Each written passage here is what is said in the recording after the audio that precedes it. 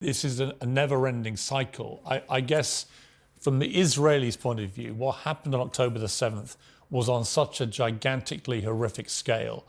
I do get a sense that Israel is in a collective sense of trauma and that they are determined that Hamas should not be allowed to perpetrate such a massacre again. And they are on record, Hamas, just 2 weeks ago, their spokesman, are saying they would do it again and again and again if they can. So that represents a clear existential threat to the security of people in Israel.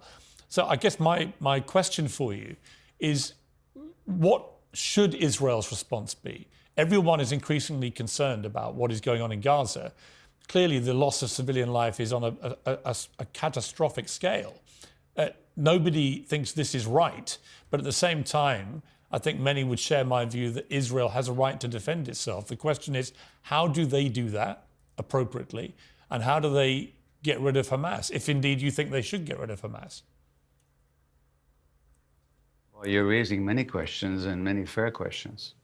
Now, look, I live in Canada, where this country was founded on the suppression and the erasure of the indigenous population and the utter denial of their narrative.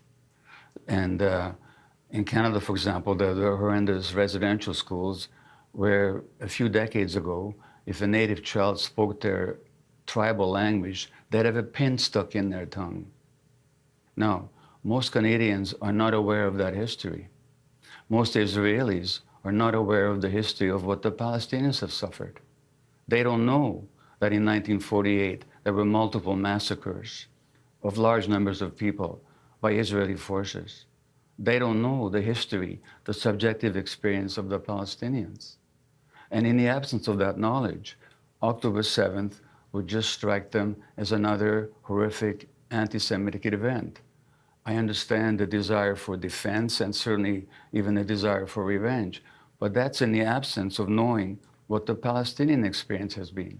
And the Western press, and as in all countries where the local population has been displaced, the majority of the population doesn't know the history or the subjective experience. So if you're asking me how to move forward, let's inform ourselves of the actual experience of both sides, not just one side.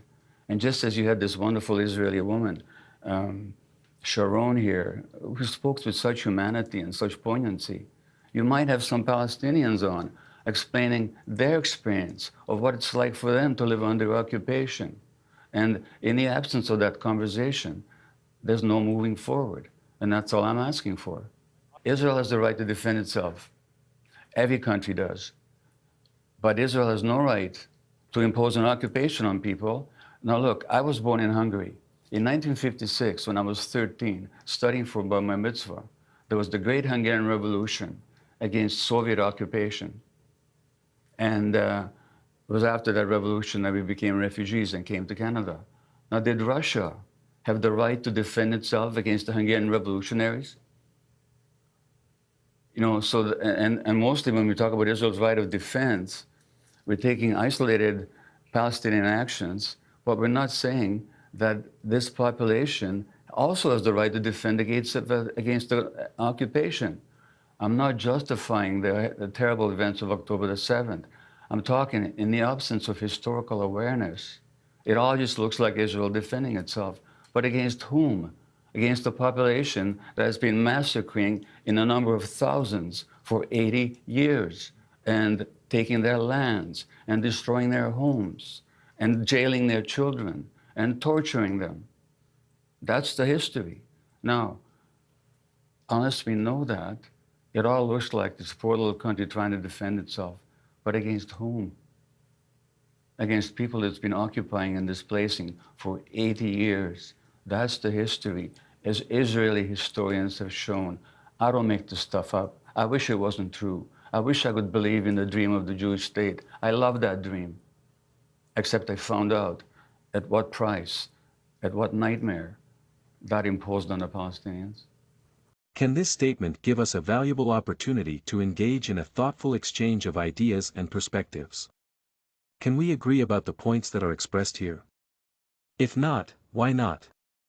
Thank you all for your comments, and don't forget to like and subscribe for more.